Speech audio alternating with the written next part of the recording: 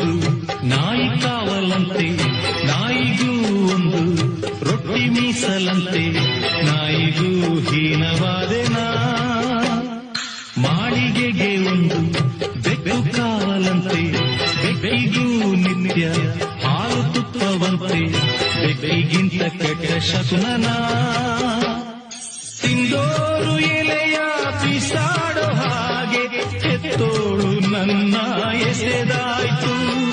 ಸತ್ತೋರ ಎಡೆಯ ಕಾಗೆಗೆ ಇರಿಸಿ ಹೆತ್ತೋರ ಕೂಗಿ ಕರೆದಾಯ್ತು. ಉತ್ತರ ಇಲ್ಲ, ಪ್ರಶ್ನೆಯೇ ಎಲ್ಲ, ಕೇಳು ದೇವನೇ. ಅನಾಥ ಮಗುವಾದೆ ನಾನು, ಅಪ್ಪನೂ ಅಮ್ಮನೂ ಇಲ್ಲ, ಅಣ್ಣನೂ ತಮ್ಮನೂ